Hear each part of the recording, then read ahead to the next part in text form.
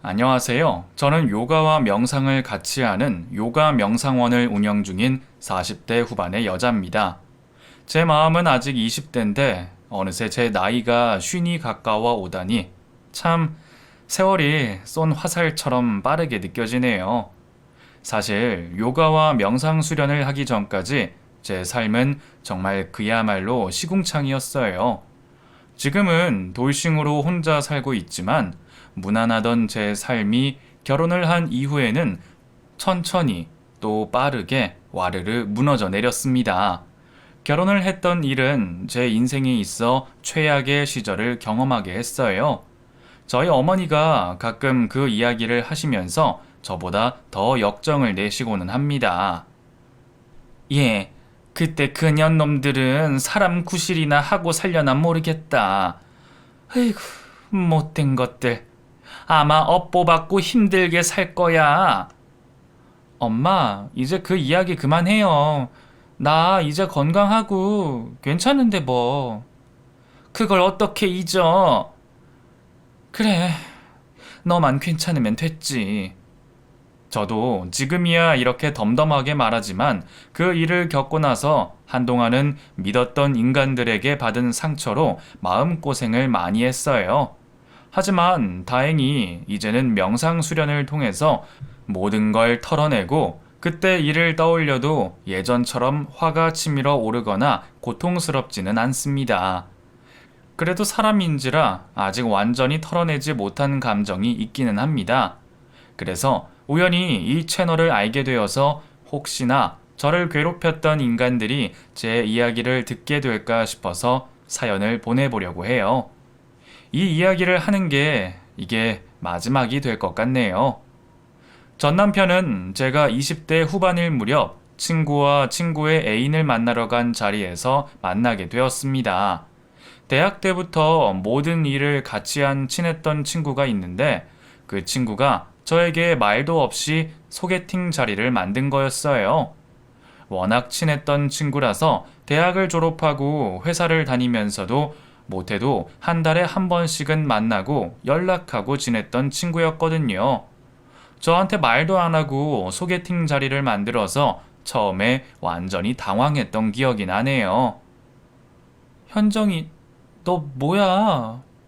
왜? 너도 연애 좀 해야지. 언제까지 솔로로 지낼 거야? 내가 아끼는 두 사람이 사귀면 좋잖냐? 밥 먹고 오빠랑 나는 갈 테니까 둘이 잘해봐. 그렇게 어색하게 넷이서 같이 밥을 먹고 친구와 A는 둘이 데이트한다며 가버리고 그 사람과 저만 어색하게 카페에 가게 되었어요. 키가 커서 옆에 서 있는데 어쩐지 듬직하더라고요. 그리고 그 사람이 먼저 저에게 말을 했습니다. 제가 지나가던 길에 현정이가 여기 있다고 해서 왔는데 이렇게 소개를 받게 될 줄은 몰랐어요. 그러게요. 저도 그냥 현정이 남자친구 오랜만에 만나러 왔다가 그쪽 분도 많이 당황스러우시죠? 저는 괜찮은데 이내 씨가 많이 불편해 보이시네요. 아니에요. 제가 원래 씩씩한 성격인데 처음 본 사람이랑은 낯을 잠깐 가리거든요. 잠깐이요? 잠깐이면 곧 괜찮아지겠네요. 다행이에요. 제 말에 웃으며 말해주니 저도 긴장이 풀렸습니다. 그리고 카페에 가서 대화를 나눠보니까 사람이 참 배려도 많고 다정한 성격이구나 싶었어요. 제가 그 전에 연애할 때 바람기 많은 남자들을 만나다 보니 남자에 질려 있던 터였는데 그 남자는 예전에 만났던 인간들과는 다르게 보였습니다. 저도 처음 만난 사람인데 그 정도로 호감이 가는 게 신기할 정도였어요. 그렇게 뜻밖의 소개팅을 하게 된 이후에 몇 번 더 친구 현정이와 친구의 애인, 저와 남자친구 이렇게 해서 만나는 일들이 많아졌고 자연스럽게 그 사람과 연애를 하게 되었습니다. 친구가 좋아하더라고요. 우리 이내가 이제야 제대로 된 짝을 만났네. 내 덕인 거 알지? 영호랑 나랑 어릴 때부터 동네 친구였는데 내 친구들이 사귀는 거 보니까 너무 좋다. 그래, 현정이 너 덕분에 좋은 사람 만난 것 같아. 잘 만나볼게. 제 친구 현정이는 저희의 만남을 누구보다 기뻐하더라고요. 저희는 더블 데이트를 많이 했어요. 현정이 남자친구는 무뚝뚝한 성격이기는 했지만 사람이 듬직해 보이더라고요. 현정이에게 먼저 고백을 해서 사귀게 되었다는 이야기를 들었습니다. 하지만 남자친구에 대한 불만을 토로하고는 했어요. 영호처럼 좀 고분고분 다정한 성격이면 좋은데 내 남자친구는 어찌나 고집이 센지 너무 짜증나. 왜? 그때 보니까 사람 정직하고 좋아 보이던데. 사귀면 또 달라. 짜증나서 이제 헤어지려고. 영호는 잘해주지? 응, 나한테 다 맞춰주고 정말 좋아. 현정이 네가 큰일 했다. 아유 기집애. 소개팅 왜 잡았냐고 난리 칠 때는 언제고. 그래, 영호가 괜찮은 놈이기는 하지. 다행이네. 당시 남자친구는 고만고만한 회사를 다니고 있었습니다. 저는 야근에 외근에 힘들다고 소문난 디자인 회사에 다니기는 했지만 남편보다는 연봉이나 주기가 높은 편이었어요. 1년 반을 연애하면서 초반에는 저에게 맞춰져서 좋다고 생각했지만 점점 소심하고 무던한 남편 성격 때문에 답답함을 느낄 때도 많았어요. 그래서 어느 날은 제가 잔소리를 하기도 했습니다. 자기는 의견이 없어? 나랑 뭐 하고 싶은 거 없냐고. 왜 맨날 영화고 데이트고 다 내가 결정해? 이내야, 난 그냥 너한테 맞춰주는 게 편해. 나는 사실 너랑 공원에서 가만히 앉아만 있어도 좋은데? 뭐야, 그래도 매번 나한테만 결정권 주는 거 나도 부담스러워. 영우 너도 의견 좀 내. 그래, 알았어. 내가 좀 더 신경 쓸게. 제가 투정을 부려도 다 받아줘서 싸움이 되지 않았어요. 그 이후로는 먼저 데이트거리도 제안하려고 노력하더라고요. 그래도 변함없이 제가 먼저 리드하는 편이었고 남자친구는 그런 저를 잘 따라와 줬죠. 성격이 반대면 더 잘 맞는다고 하잖아요. 그때는 제 의견에 말없이 따라와 주고 맞춰주는 그 사람이 고맙게 생각되었습니다. 그렇게 2년을 연애하고 저는 그 사람과 결혼을 하게 되었어요. 남편 부모님은 시골에서 장사를 하는 분들이었고 저희 부모님은 꽤 자산을 가진 분들이세요. 제가 어릴 때만 해도 집안 형편이 그리 좋지는 않았는데 아버지와 어머니께서 열심히 일해서 번 돈으로 재테크를 하셨고 그게 성공하는 바람에 재산을 늘릴 수 있었습니다. 저보다 5살 많은 친오빠는 재무설계사 일을 하고 있어요. 오빠는 결혼 후에 당시에 주식을 하고 있었는데 나날이 잘 되고 있었습니다. 오빠, 좋은 정보 있으면 나도 좀 줘. 야, 너는 아직 주식할 때가 아니야. 나중에 오빠가 다 알아서 해줄게. 시집이나 가. 뭐야? 저희 친오빠는 호탕한 성격으로 저에게 장난도 잘 걸고 지금도 친하게 잘 지내는 듬직한 오빠입니다. 당시에 결혼을 준비하면서 남편이 모아둔 재산이 그리 많지는 않다는 걸 알게 되었어요. 그래서 신혼집을 저희 부모님께서 제 명의로 마련해 주셨습니다. 남편이 굉장히 미안해 하더라고요. 이내야, 집은 남자가 해와야 한다는데 미안해. 내가 열심히 벌어서 너 일 안 하고 손에 물 안 묻히게 해줄게. 뭔 소리야. 난 내 일이 있어서 얼마나 행복한데. 나는 힘 닿는 데까지 일할 거야. 역시 내 여자친구. 아니, 내 와이프 멋지다. 멋져. 남편은 항상 저에게 자신감을 심어주었습니다. 그래서 결혼까지 결심했던 것 같아요. 결혼식을 하면서 당일에는 제 결혼식인데도 뭔가 현실감이 느껴지지 않고 신기한 기분이었어요. 저와 남편을 연결해 주었던 친구 현정이는 결국 사귀던 남자친구와 헤어지고 말았습니다. 제 신부 대기실에 와서 말하더라고요. 너희 결혼까지 하는 거 보니까 정말 신기하네. 야, 나한테 좋은 옷 한 벌 해줘야 되는 거 아니야? 아무튼 잘 살아. 그래, 옷 해줘야지, 당연히. 현정이 너 덕분에 우리가 결혼까지 하게 됐네. 나도 신기해. 너도 좋은 사람 만나? 나는 연애에 소질이 없나 봐. 그냥 혼자 살래. 내 마음에 차는 사람 찾기가 힘드네. 왜? 집신도 짝이 있다는데 너도 언젠가는 좋은 사람 만날 거야. 몰라. 난 그냥 혼자 살래. 나 학원 강사하면서 돈도 꽤 벌고 결혼은 안 할래. 그런 애들이 시집 제일 먼저 가는 거 알지? 사람 일은 모르는 거야. 제가 그렇게 말했는데 친구 현정이는 웃지도 않더라고요. 현정이는 그때부터 결혼을 하지 않고 혼자 살겠다고 말을 했어요. 남편도 저도 워낙에 친한 친구라서 언젠가는 좋은 짝을 만나기를 저는 바라고 있었네요. 그렇게 결혼식을 치른 후에 저는 신혼여행에 가서 남편과 자녀 계획을 세웠어요. 오빠는 아이 몇 명 낳고 싶어? 나는 우리 집처럼 아들, 딸 둘 낳고 싶어. 나는 안 낳아도 되고. 예상치 못한 남편의 무심한 반응에 기분이 상하더라고요. 그래서 제가 말했습니다. 뭐? 안 낳아? 왜 그리 무심하게 말해? 나 속상하게? 아니, 그게 아니라 난 몇 명이든 상관없이 낳고 싶은데 어쨌든 임신은 이내 네가 하고 네 몸으로 낳는 거니까 힘들까 봐 미안해서 그렇지. 뭐야, 그런 거였어? 난 또 괜히 섭섭할 뻔했잖아. 우리 이세가 궁금하지 않아? 우선 1년은 신혼 즐기고 내년부터 계획 세우자. 그래, 좋아.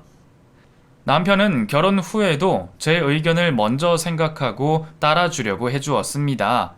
저는 일 욕심이 있는 편이었어요. 당시에 디자인 회사에서 팀장으로 일을 하고 있어서 아래 위로 등살이 장난이 아니었습니다. 그래서 더 잘하고 싶은 생각에 자주 야근을 하게 되었어요. 워낙에 디자인 쪽 회사들이 야근을 밥 먹듯이 하지만 지금 생각해보면 어떻게 그렇게 살았나 싶을 만큼 힘들게 일을 했어요. 제가 야근을 할 때마다 남편이 자주 저를 데리러 와주었습니다. 본인 퇴근하고 시간이 뜨는데도 카페에서 기다렸다가 저를 데리고 가고는 했어요. 회사 직원들이 그 사실을 알고 부럽다고 하고는 했습니다. 어머, 이 팀장님 너무 부러워요. 우리 남편은 한 번만 데리러 오라고 해도 절대 안 오는데 이 팀장님 남편분은 매번 와주시고 정말 자상하셔서 좋겠어요. 완전 사랑 가득맨이에요. 우리 남편이 좀 유난이죠? 아니에요. 너무 보기 좋아요. 짱 부러워. 그렇게 사람들이 남편을 좋게 봐주고 저희 부부가 인고 부부라고 말해줄 때마다 어쩐지 뿌듯함을 느끼게 되고 결혼을 잘했다 싶은 생각이 들었습니다. 그러다가 결혼 반년 만에 계획에 없던 일이 생겼어요.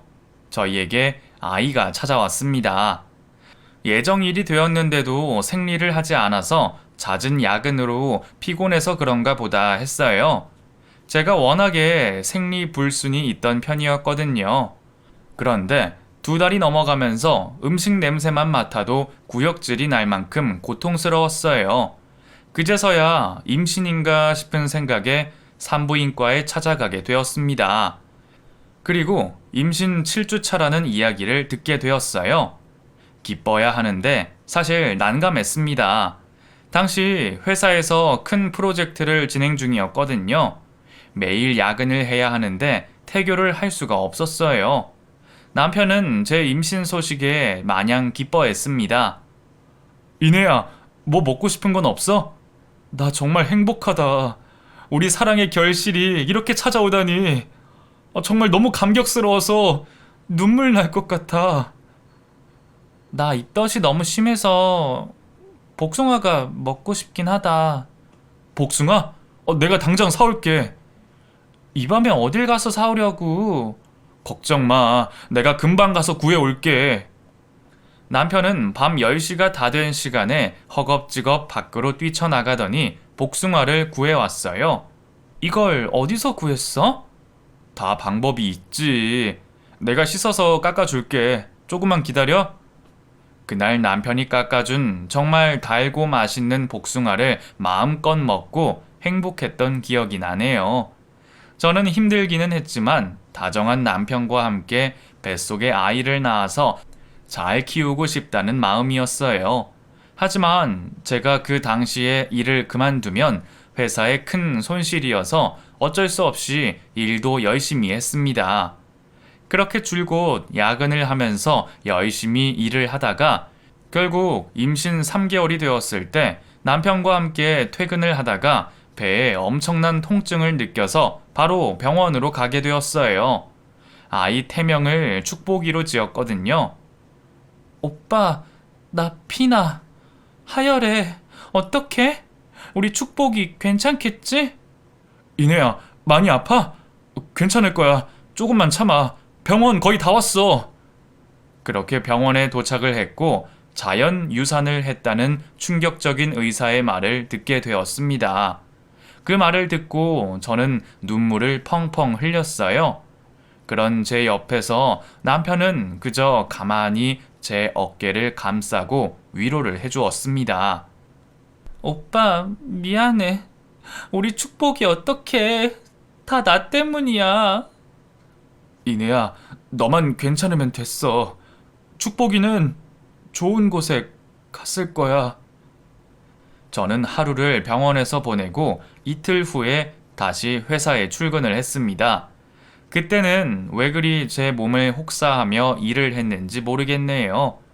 그만큼 좋아하는 일이기도 했고 책임감을 느껴서 더 잘 해내고 싶었습니다. 어쨌든 유산 후에 회사에서 하던 프로젝트는 다행히 잘 마무리가 되었어요. 그 덕에 저는 과장으로 승진도 하고 연봉도 더 많이 받게 되었습니다. 남편의 연봉의 2배가 되었어요. 승진을 하고 나서는 야근이 조금 줄어들었습니다. 그때부턴 남편이 저를 데리러 오지 않아도 되었어요. 대신 남편이 야근이 많아지더라고요. 남편도 회사에서 승진을 위해서 시험을 봐야 한다고 했습니다. 같이 사는데도 얼굴을 마주할 시간이 많이 줄어들었어요. 아침에나 겨우 볼 수 있었습니다. 당신 너무 무리하는 거 아니야? 저녁은 먹고 하는 거지? 응, 그 회사 구내식당이 저녁까지 해서 잘 먹고 있으니까 걱정 말고. 피곤할 텐데 기다리지 말고 먼저 자. 알았어. 고생해. 그럼 나 자고 있을게. 남편은 제가 자고 있으면 언제 들어왔는지 모르게 집에 와서 아침에 눈을 뜨면 제 옆에서 잠을 자고 있었습니다. 남편이 그렇게 열심히 하는 모습에 안쓰러운 생각도 들었네요. 나중에는 그 안쓰러웠던 마음조차 아깝게 느껴졌지만요. 아무튼 그렇게 결혼 생활을 하면서 저는 한 번 더 임신을 하고 또 유산을 하게 되었어요. 유산을 하면서 아무래도 제 몸에 이상이 있다는 생각이 들어서 남편과 함께 건강검진을 받게 되었습니다. 남편은 아무 증상 없이 건강했어요. 그런데 제 몸속에서 암이 자라고 있다는 사실을 알게 되었습니다. 위암 2기인데요. 지금 3기로 넘어가는 단계입니다. 얼른 수술하셔야 해요. 그 말을 듣고 처음에는 믿기 힘들었고 그 다음에는 너무 절망스러웠습니다. 왜 나에게 이런 일이 생긴 건가 싶어서 눈물만 흘렀어요. 다행히 전이는 되지 않았다고 했어요. 의사는 그리 희망적인 말을 해주지는 않았지만 남편이 저에게 힘을 주었습니다. 이내야, 요즘 암 그까이 거 별거 아니야. 수술만 잘하고 항암 치료 잘 받으면 금방 회복할 거야. 알았지? 약해지지 말자. 내가 있잖아. 응. 사실 마음을 단단히 먹으려고 했지만 두 번의 유산으로 이미 제 속은 예전처럼 단단하지 않고 물러진 상태였어요. 게다가 위암 진단까지 받으니 절망하지 않으려고 해도 계속 마음이 약해졌습니다. 저는 가장 빠른 날짜로 수술 날짜를 잡아두고 회사를 그만두려고 사표를 냈습니다. 그리고 제 사정을 설명했더니 병가 처리를 해주겠다며 언제든 돌아오라고 말씀해 주셨어요. 말만이라도 정말 감사했어요. 오래 다닌 직장이라서 회사 직원분들도 제 걱정을 많이 해주었습니다. 저는 일부러 친정 식구에게는 제 병에 대한 이야기를 하지 않았습니다. 너무 걱정하실 것 같아서 나중에 조금 회복한 후에 말씀드리기로 마음먹었어요. 결혼 후에 다른 지역으로 이사를 가서 자주 연락을 주고받지 못했던 현정이에게 오랜만에 연락이 와서 저는 저도 모르게 울먹이며 전화를 받았습니다. 이내야, 너 울어? 왜 그래? 무슨 일 있어? 현정아, 나 암이래. 위암. 뭐? 정말? 그러게. 너 너무 짜게 먹지 말라니까. 몇 끼인데 수술하면 괜찮은 거야? 아직 잘 모르겠어. 수술해봐야 알 것 같아. 수술 언젠데? 내가 바로 갈게. 아니야. 영호 씨도 있는데 뭐. 걱정 마. 야, 친구가 아프다는데 내가 어떻게 안 가보냐? 일단 수술 잘 받고 잘 될 거니까 너무 걱정하지 말고. 알았지? 야무진 이인해. 네가 눈물을 다 흘리고 오래 살고 볼 일이다. 응, 고마워. 오랜만에 연락했는데 이런 소식 전해서 미안. 내 친구가 아프긴 한가 보다. 별소리를 다 하네. 가족에게도 못한 이야기를 오랜만에 친한 친구에게 울면서 하고 나니까 속이 후련해졌습니다. 그리고 친구로부터 진심 어린 위로를 받으니 수술에 대한 걱정도 사라지는 느낌이 들더라고요. 그때는 정말 친구 좋다는 게 이런 거구나 새삼 깨닫고 있었습니다. 그렇게 저는 대학병원에서 위암 진단을 받고 한 달 후에 수술을 받으러 입원을 하게 되었습니다. 남편이 입원 전까지 집에서 잘 먹지 못하던 저에게 죽도 쏘아주고 위암에 좋다는 듣도 보도 못한 버섯이나 고급 올리브 오일 등을 구해다가 저에게 주었어요. 이내야, 이거 말굽버섯이라는 건데 면역력에도 좋고 종양도 사라진다고 하네. 그게 뭐야? 처음 들어봐. 먹기 싫어.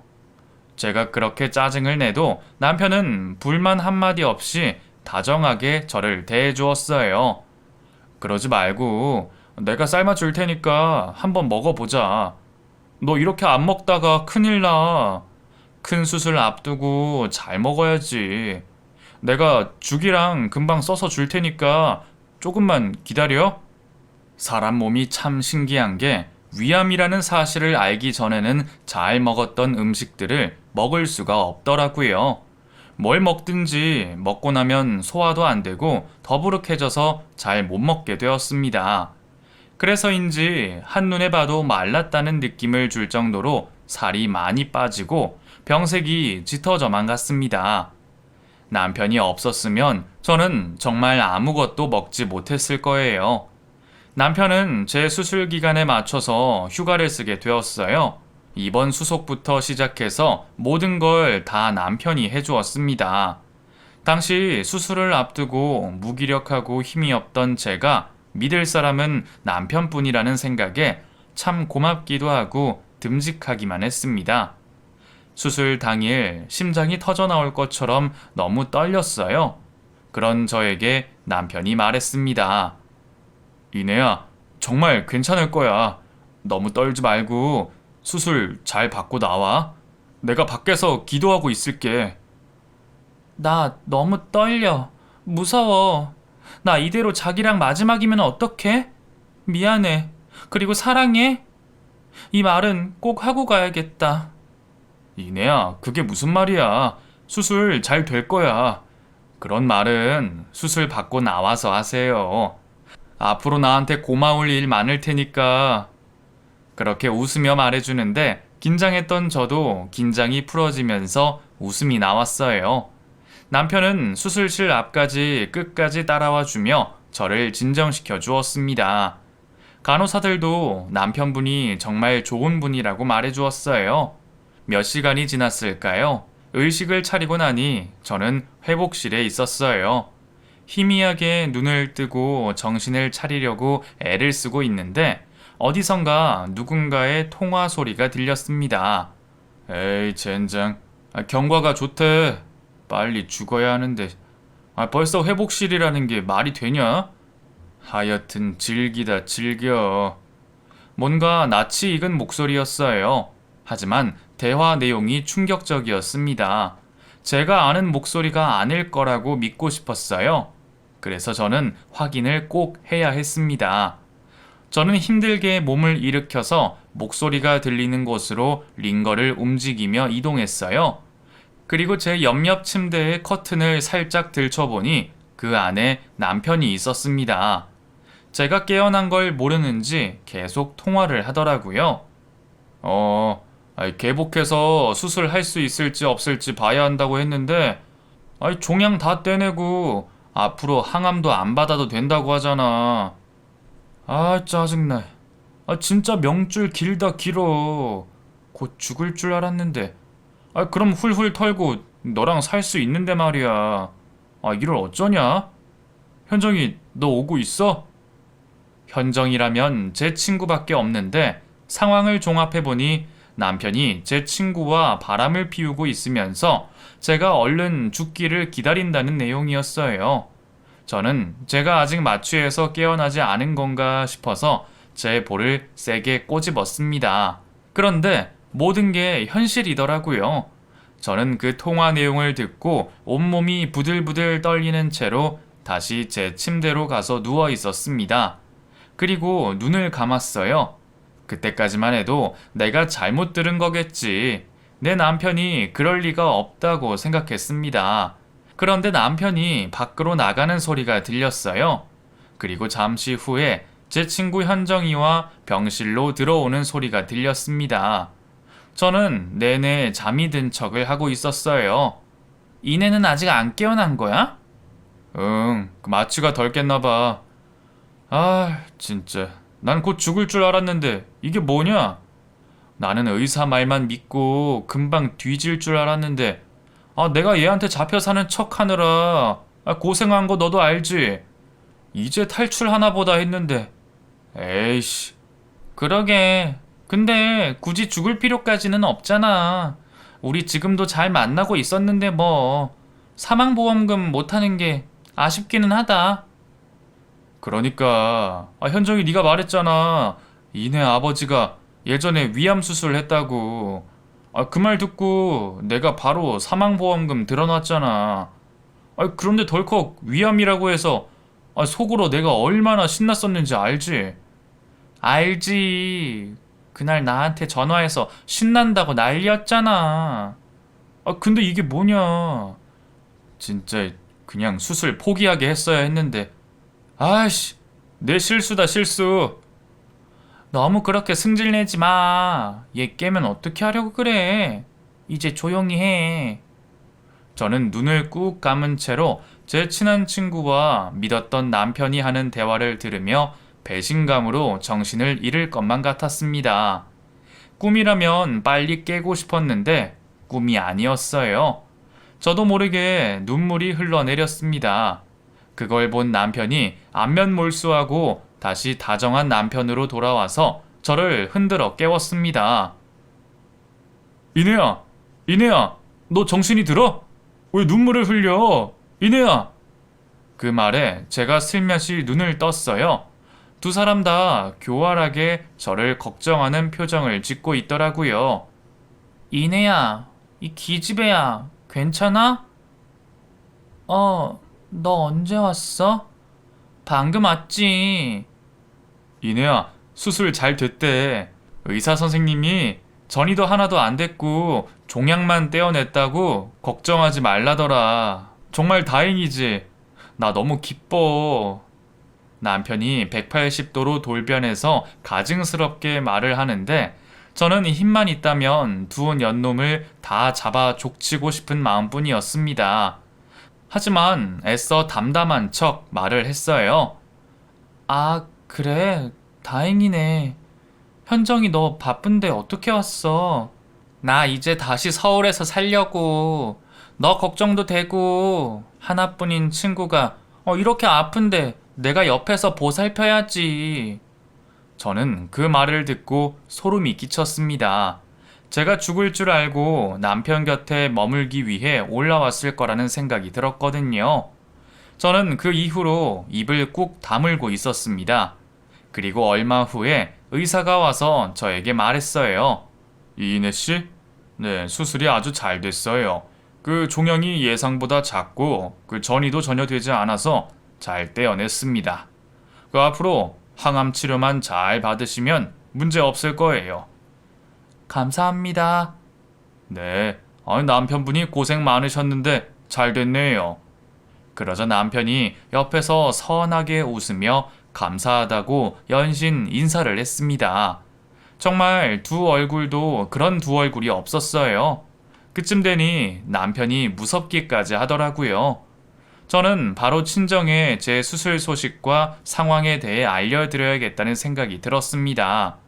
그래서 남편에게 집에 가서 제 옷을 좀 가져다 달라고 부탁을 하고 남편과 친구 현정이 년이 자리를 비운 사이에 우선 친오빠에게 전화를 걸었어요. 오빠 나 병원이야. 뭐? 왜? 제 친오빠가 당황해서 그렇게 물었고 저는 제 위암 수술과 남편에 관한 이야기들을 울면서 다 쏟아냈습니다.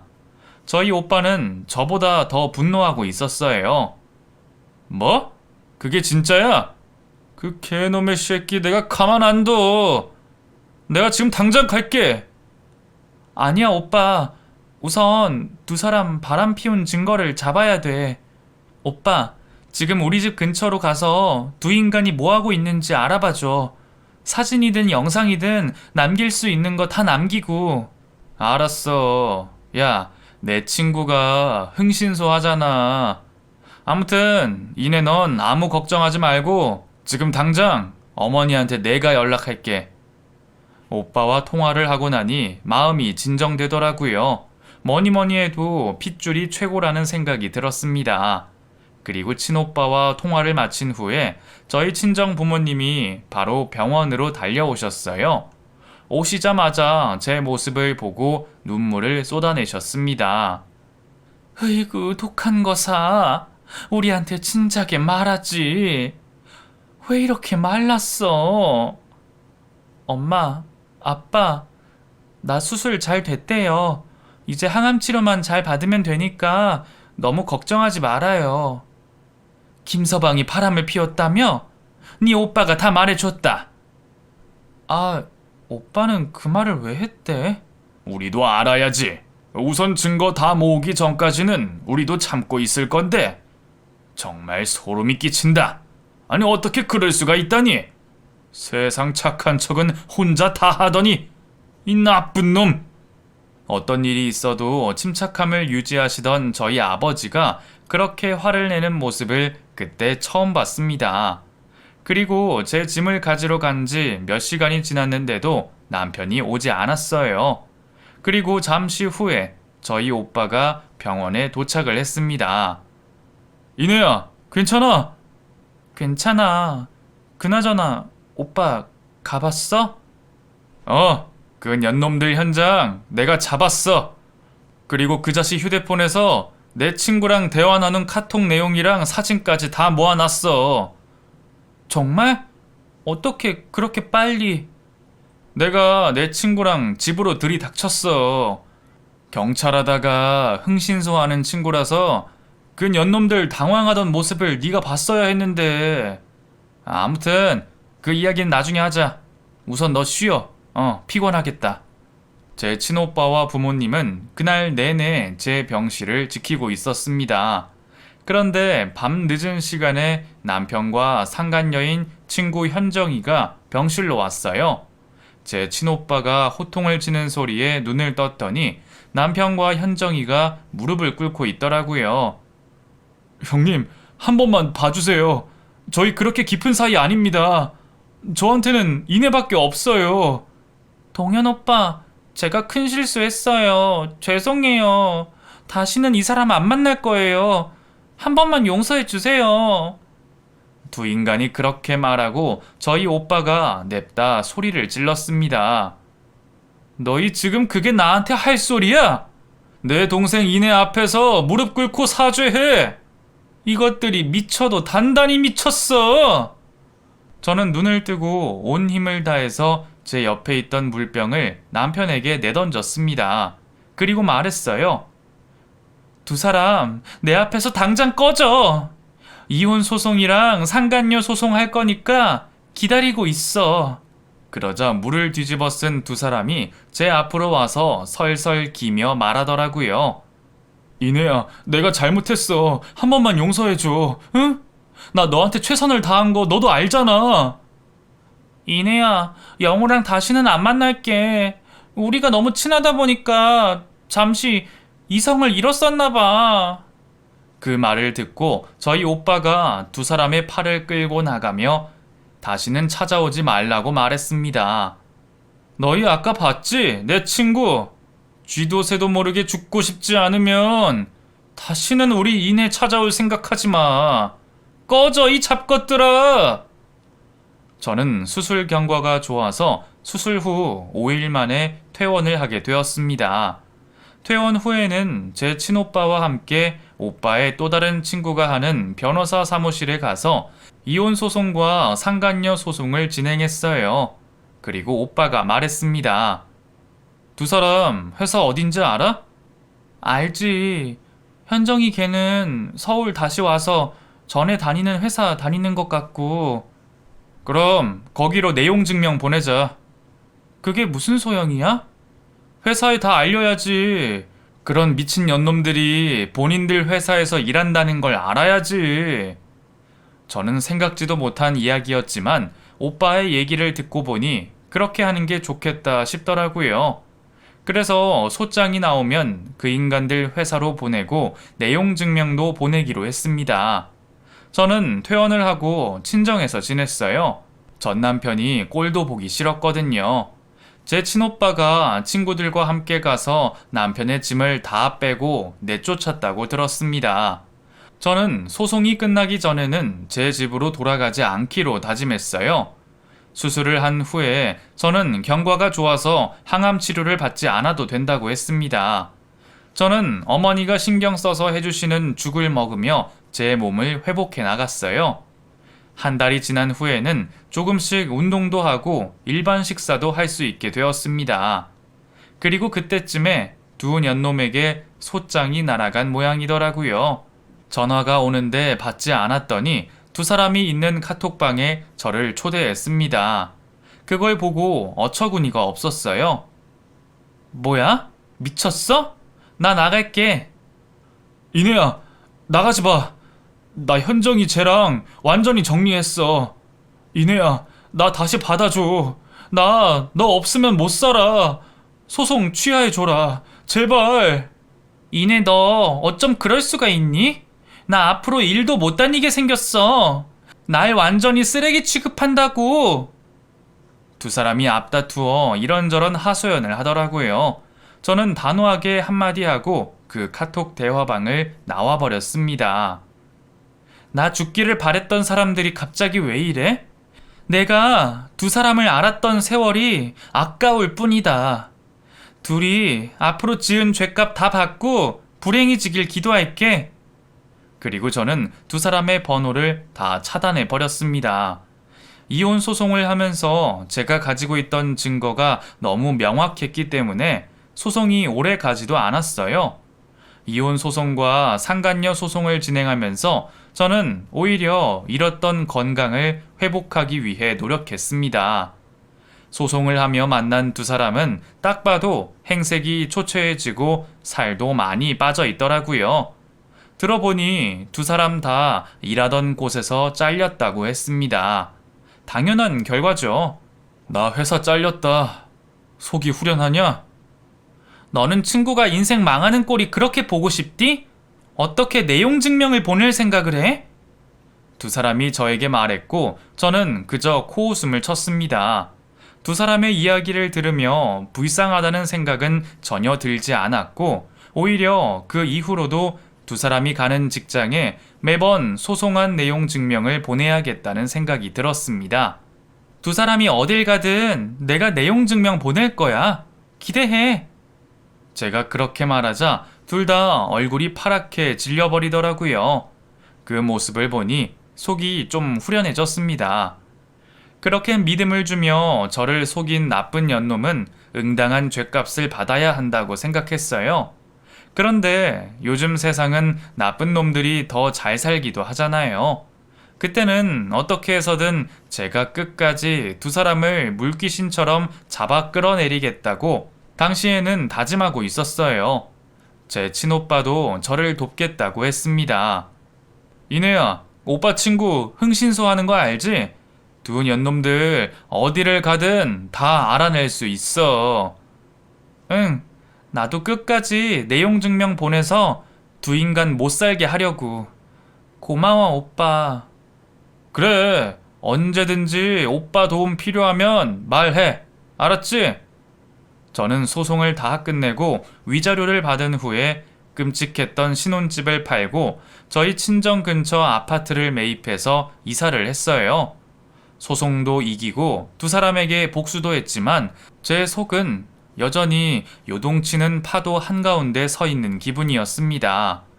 미움도 기운이 있어야 하는 건데 저는 점점 제 마음속에 부정적인 기운에 휩싸여서 힘들어졌어요.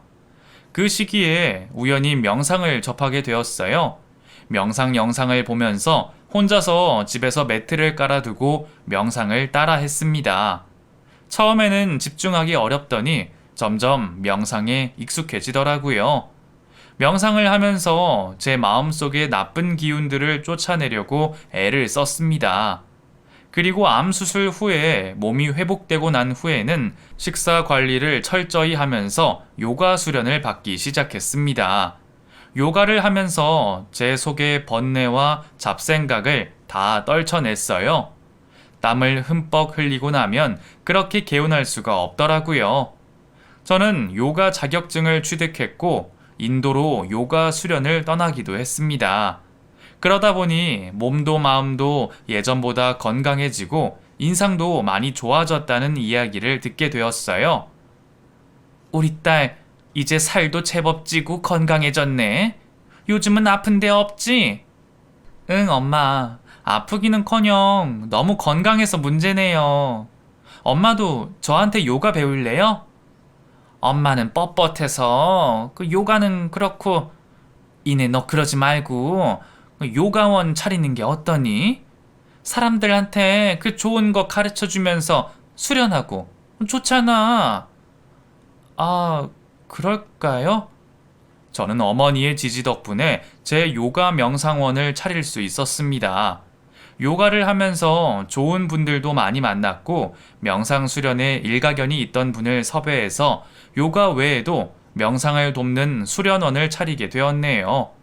그 이후로는 저에게 상처를 줬던 두 사람을 잊고 지냈어요. 그런데 오랜만에 만난 친구를 통해서 소식을 듣게 되었습니다. 야, 이내야, 너 현정이 소식 들었어? 아니, 별로 궁금하지도 않아. 왜? 야, 그년 완전히 쫄딱 망했다더라. 그 회사 취업도 못하고 빌빌거리다가 부모 돈 빌려서 창업했는데 쫄딱 망하고 빚더미에 앉았대. 네 전남편이랑 같이 치고받고 난리도 아니었다더라. 뭐 지금은 헤어졌다던데. 야, 너무 고소하지 않냐? 난 그 소식 듣고 어찌나 고소하던지 속으로 웃음이 다 나더라니까. 그 나쁜 년. 아유. 그래? 그런 일이 있었구나. 인과응보지 뭐. 난 이제 그 사람들 신경 끄고 살려고. 그래, 다 잊고 사는 게 낫지. 너 요가하더니 애가 많이 편해 보여서 좋아. 나도 요가 배울까? 응, 요가하면 마음 수련도 되고 정말 좋아. 너 회사에서 스트레스 많이 받잖아. 요가 배워. 저는 결혼 후에 정말 제 인생에 다시 없을 스펙타클한 경험을 했네요. 위암에도 걸리고 믿었던 남편과 친구로부터 배신도 당하고요. 지금은 요가와 명상을 통해서 마음 수련도 하고 몸도 건강해져서 행복하게 혼자 잘 지내고 있습니다. 저희 부모님과 친오빠는 제가 좋은 짝을 만나기를 바라고 있지만 저는 될 수 있으면 앞으로도 혼자 살고 싶네요. 하지만 정말 서로를 존경하고 위해주는 좋은 반려인을 만나면 새로 시작할 마음도 없지는 않습니다. 앞서 말씀드렸듯이 저에게 큰 상처를 남긴 전 남편과 친구에게 한마디 해도 될까요? 이걸 듣고 있다면 이 이야기의 주인공이 본인들인 걸 알겠지? 어디서 뭘 하고 살고 있는지는 모르겠지만 나는 너희가 한 짓들 아직 기억하고 있어. 수련을 해도 상처가 다 잊혀지지는 않더라. 하지만 용서하려고 해. 내가 용서를 해도 너희가 행복하게 잘 살 수 있을지는 모르겠지만 말이야. 여러분, 제 사연 들으시면서 많이 답답하셨죠? 이제는 다 지난 일이라서 이렇게 많은 분들에게도 털어놓을 수 있었네요. 끝까지 들어주시느라 고생하셨어요. 감사하고 항상 건강 챙기시면서 행복하셨으면 좋겠습니다.